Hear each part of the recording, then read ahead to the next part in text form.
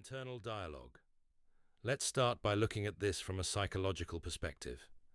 The act of talking to yourself, or internal dialogue, is a fundamental part of the human experience.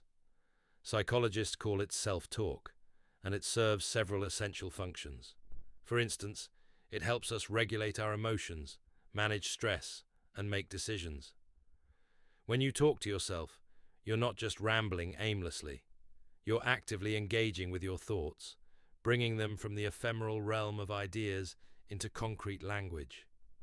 This process of vocalizing your internal landscape helps clarify your thinking, making it easier to analyze complex problems or break down challenging tasks into smaller, manageable steps.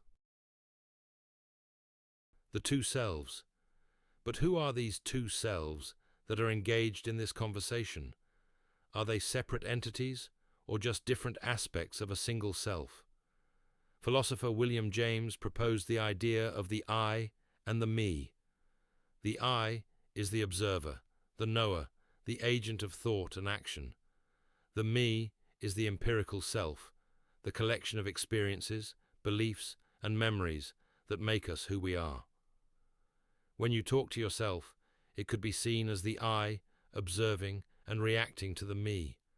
You might say things like, "You did that really well," which is the I praising the me, or "Why did you say that?" where the I is questioning the me.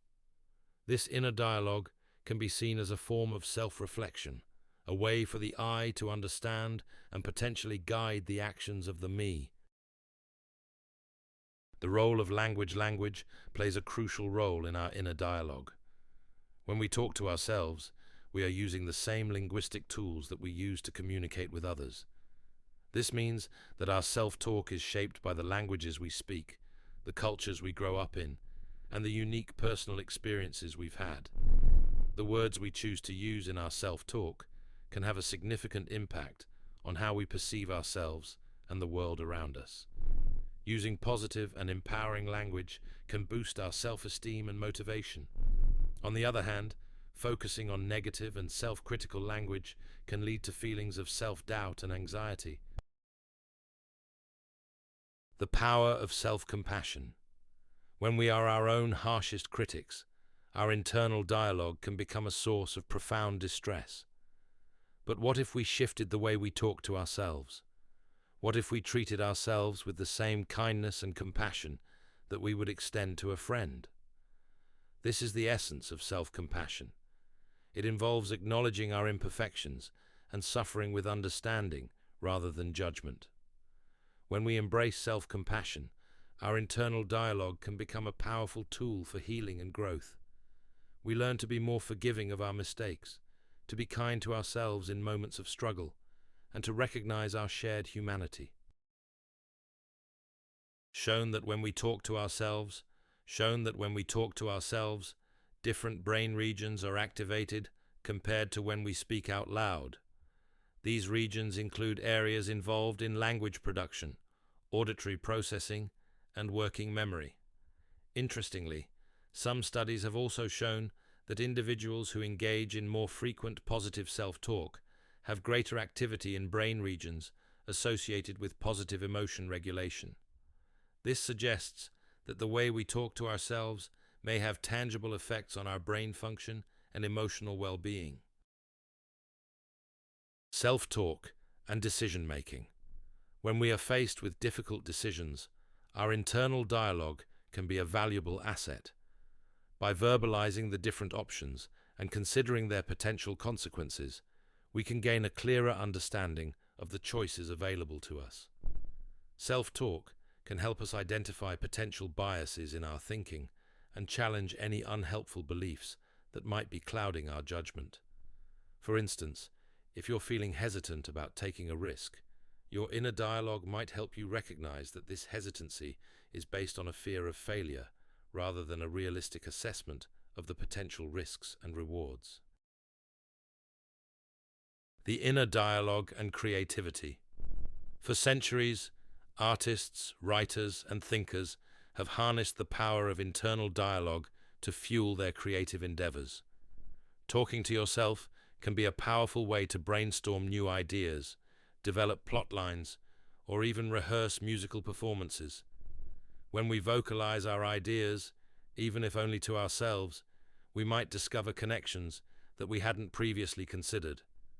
This can lead to unexpected insights and breakthroughs in our creative work. So, next time you're stuck on a project, don't be afraid to talk it through with your biggest cheerleader and most discerning critic, yourself. The potential pitfalls of internal dialogue. While self-talk can be a valuable tool, it's not without its potential pitfalls. Excessive and overly negative self-talk can be a symptom of mental health conditions, such as anxiety and depression. When our internal dialogue becomes a constant barrage of self-criticism and judgment, it can seriously impact our well-being. In some cases, individuals may experience what is known as rumination, where they repetitively dwell on negative thoughts and experiences. This can create a vicious cycle of negative emotions and lead to feelings of hopelessness and despair. If you find that your internal dialogue is becoming increasingly negative and disruptive to your daily life, it's important to seek professional help. The mindful awareness of self-talk. By cultivating mindful awareness of our internal dialogue, we can learn to engage with our thoughts more skillfully. This involves observing our self-talk without judgment and recognizing it as simply a stream of thoughts passing through our mind. Mindfulness can help us detach from negative or unhelpful thoughts, reducing their power over us.